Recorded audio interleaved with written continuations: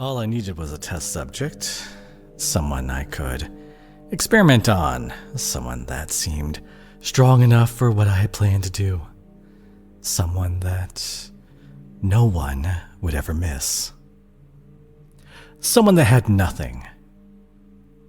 I had spent years looking. No one looked good enough for what I wanted.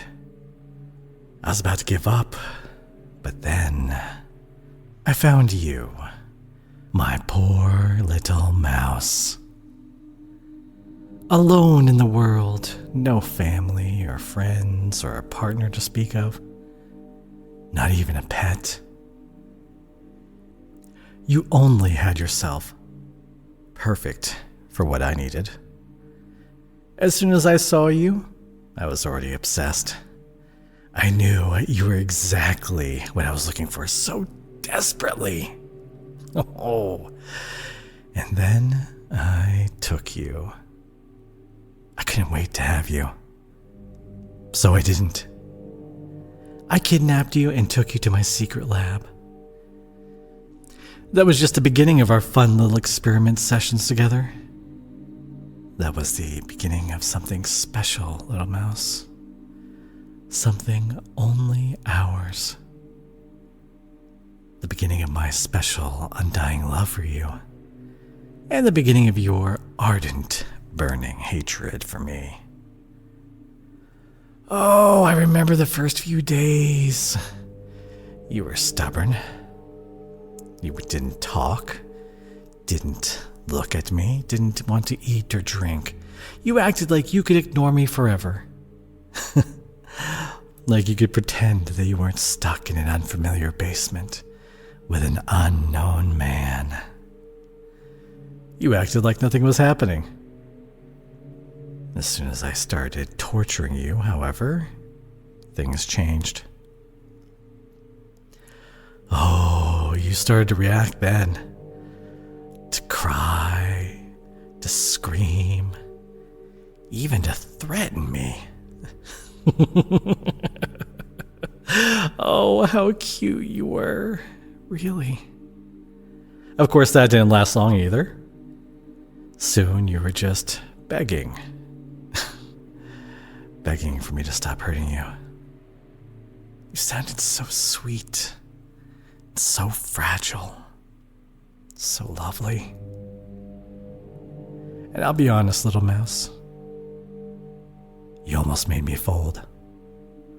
With those sweet tears and those sad eyes, you almost had me give up my plans. But I couldn't.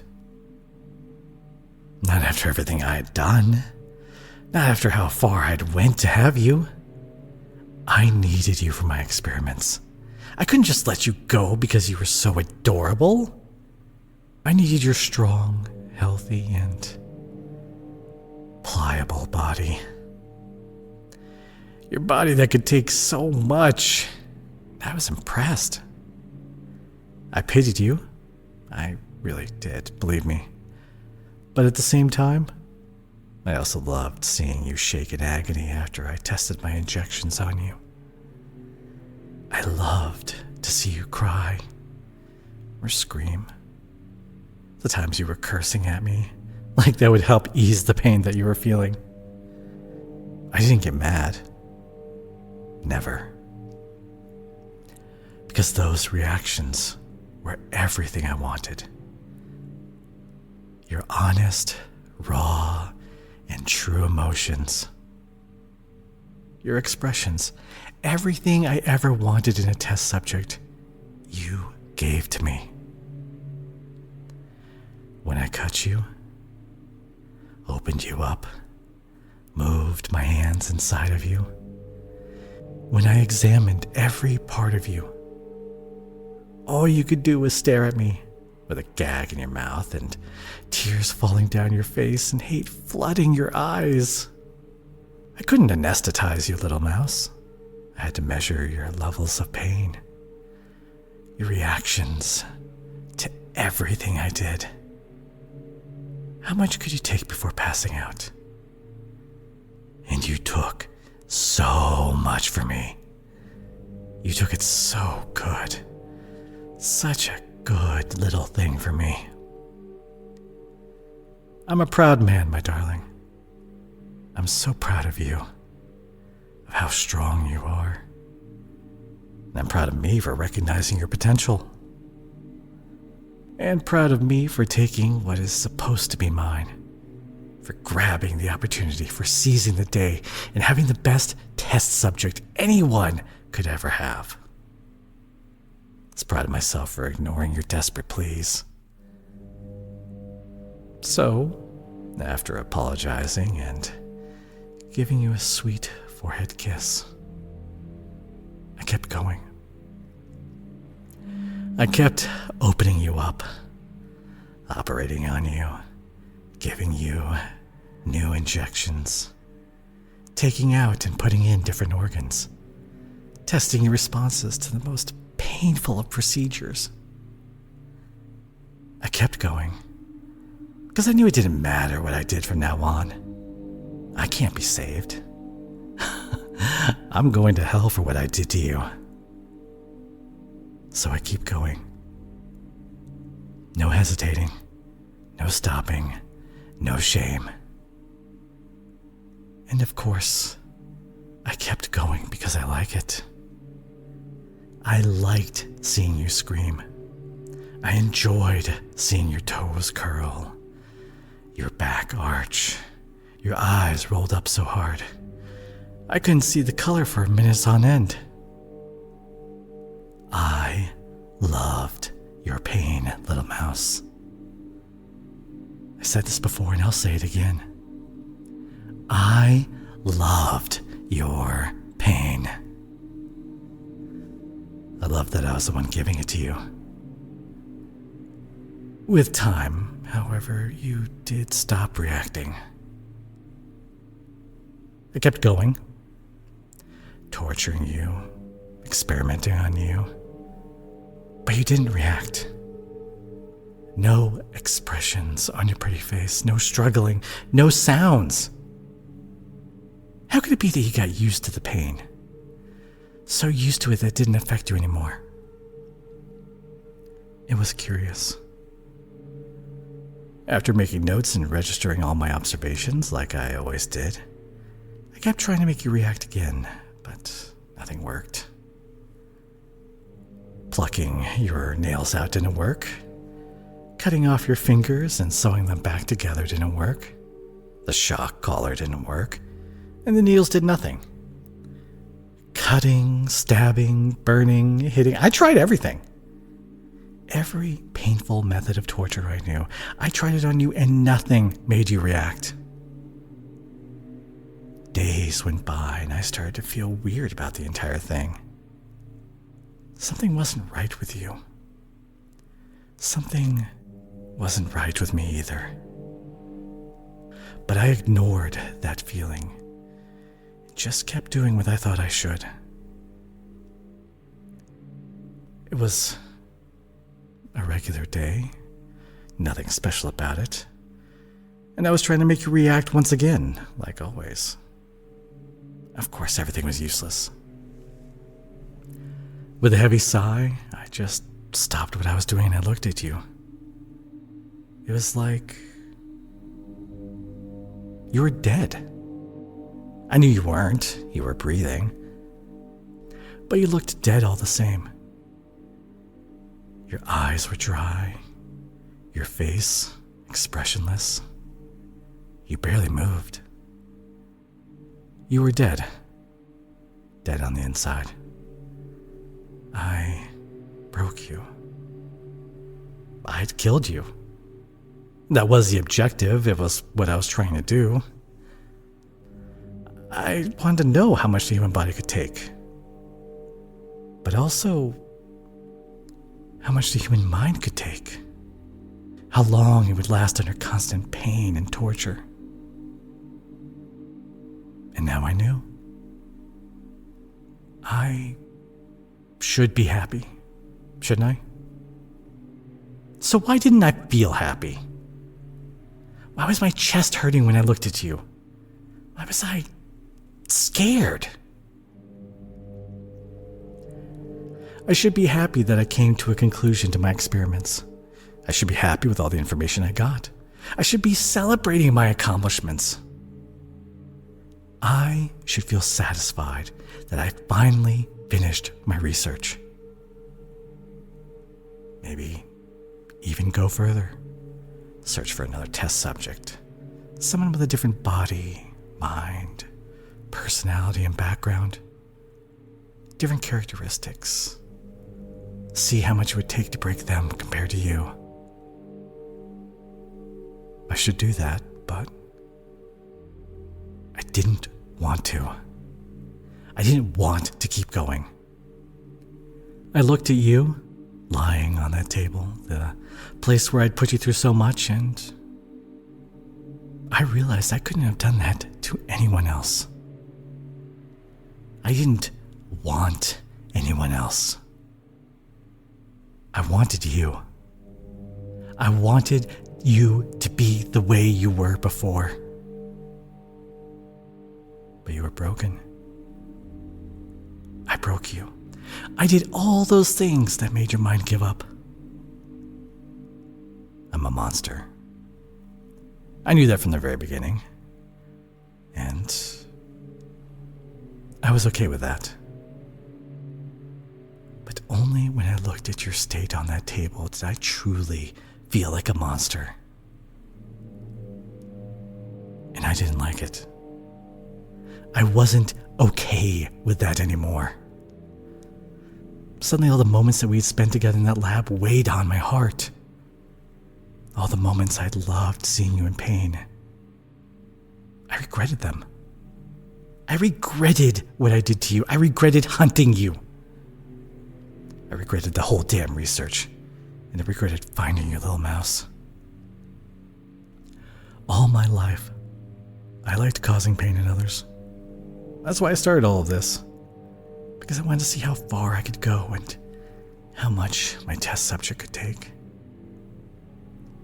I always knew I was a sadistic man. I wanted to explore these sick tendencies. Turns out, the sadist ended up falling in love with his victim. God. Pathetic. I'm completely pathetic. I know. I didn't know that it was possible, to be honest, for me to feel love. It's like I fell for a trap laid by myself. I fell in love with you, and you weren't even inside your own mind anymore. All of you gone, and what's left? A broken, empty, breathing shell?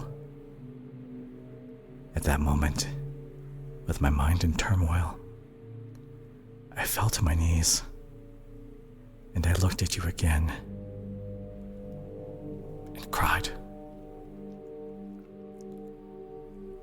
That was the first time I ever felt sad.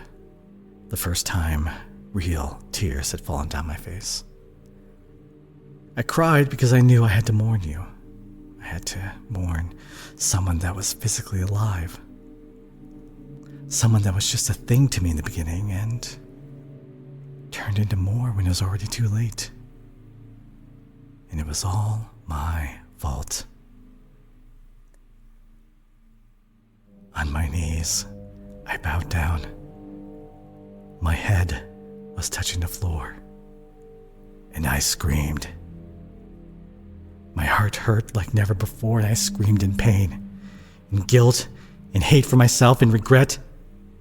I cried for you, and for myself too. Hours went by, and I felt like I had cried all the water I had in me. I couldn't feel my knees anymore. With a lot of effort, I was able to stand back up and walk to the table where you were still lying down. Still in that same position. Still dead. I knew I had to let you go.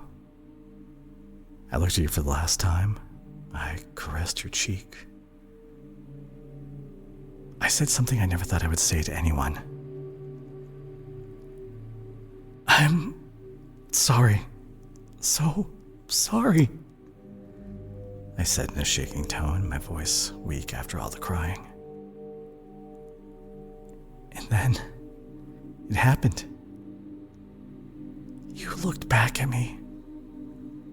Your lips trembled lightly as if you were trying to tell me something. Your eye shed a single lonely tear. I gasped. A reaction.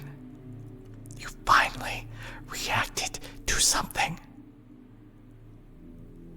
Before I could do anything, you passed out. You closed your eyes and I was left wondering if I was going crazy, if I had hallucinated it. Something woke up in me. Was it hope? A newfound determination? Curiosity? I wasn't sure, but I wanted to keep you with me for longer. Perhaps you weren't as dead inside as I thought. Perhaps I could fix what I broke. Maybe, just maybe I could do something. After that day, I started new research, new experiments. I wanted to see if it was possible to revive someone's mind, to fix your spirit that I had ruined. From that day on, I did everything for you.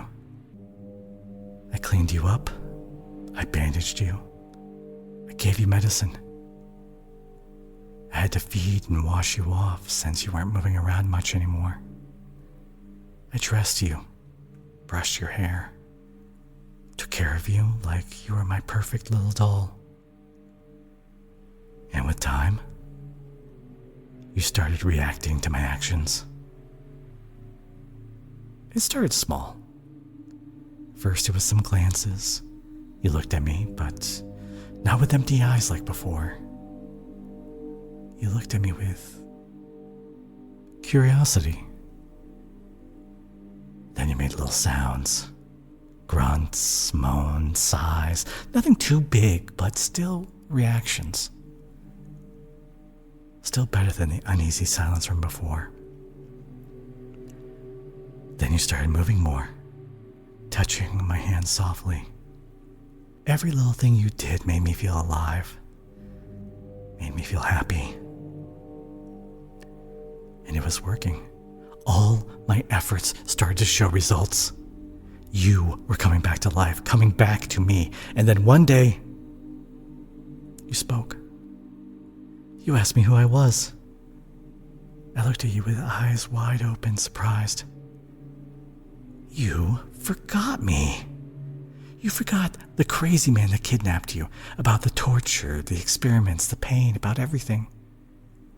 You forgot about the monster. And I smiled. I smiled in relief. Yes.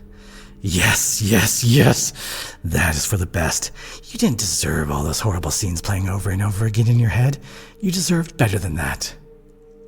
If everything that happened was too much, if the trauma was so heavy that your brain made you forget the bad memories, it's only right to leave it at that.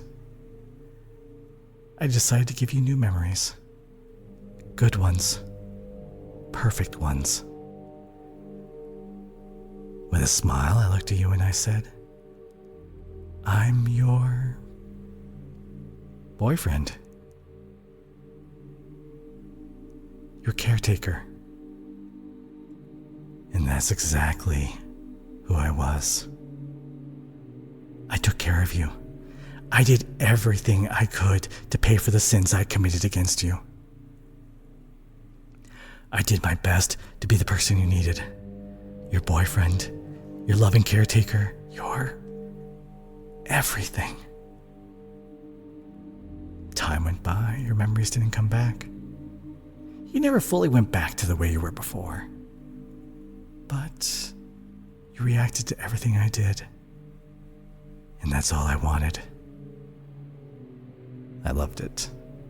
Your smiles, your giggles, the shine in your eyes, the content sighs, your playfulness, your innocence. I loved them all. More than your pains and screams, more than everything I did before. I loved your happiness. Who would have thought a life without causing pain and hurt would suit me so much better? The experiments kept going, though. How would you react to cuddles, gentle touches, firm hugs, caring eyes, soft words, receiving love? I kept all this new information I gathered in my notes, different ones from before. I threw those old notes in the trash where they belong, together with all the tools I used to torture you, together with the old, disgusting me that you had forgotten. Everything is new now, better, pure. I only hope that the new me and the new you can be together forever. I hope that this new experiment can go on for the rest of our lives. I hope I can give you back everything I took so violently from you.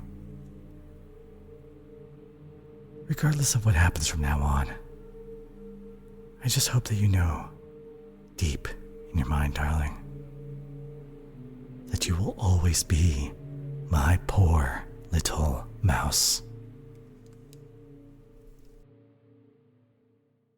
Be sure to subscribe and click the like button.